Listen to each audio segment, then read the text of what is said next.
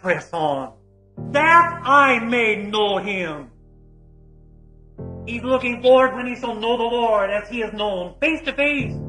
But everyone who has that hope in him, he does the same right now. Lord, I want to know you more and more right now. I mean, what woman is engaged to a man that doesn't want to know more intimacy right now before that wedding day?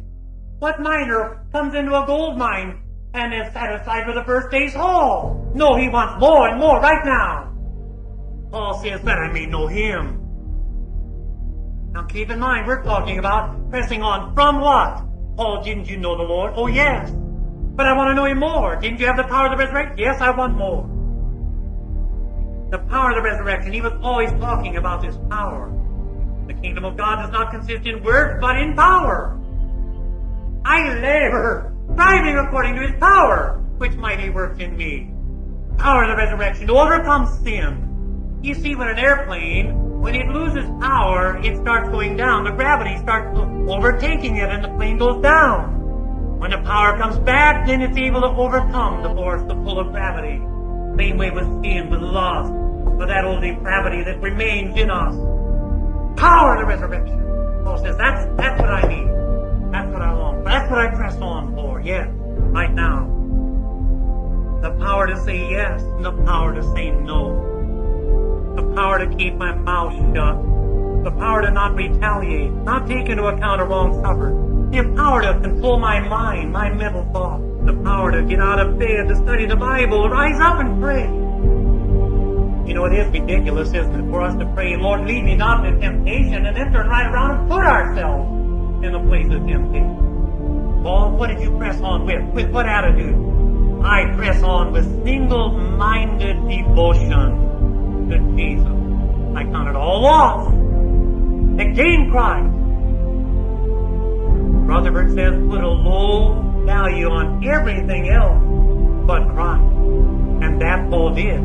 He says it's rubbish compared to this surpassing value. I count it all lost and I may gain Christ. Let nothing get in the way. And what is it profit of having gained the whole world and lose his soul? We ought to be gripped with the realization that we're not there yet. We haven't made it to heaven yet.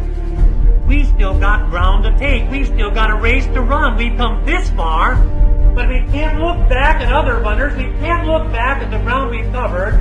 You're sure to be hindered or destroyed. You've got to look forward, headlong, stretching, reaching, gapping, running, pressing toward the mark. All the way to the end.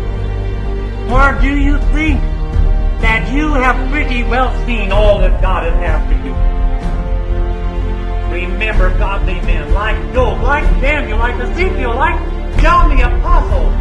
When God came to these godly men and revealed himself in a fuller way, they were like dead men. What have we seen of God? It could be compared to a grain of sand on the whole seashore. We but seen the fringes of his waves.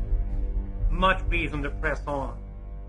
This attitude of an awareness of our shortcoming, of our imperfection, that attitude, brethren, is perfection. So we have here in verse 15, therefore, let us therefore, as many as are perfect, have this attitude. What attitude? What is this perfect attitude? It's the attitude that I must press on. He has no holiness who thinks he has enough. We ought to take the attitude of old Caleb.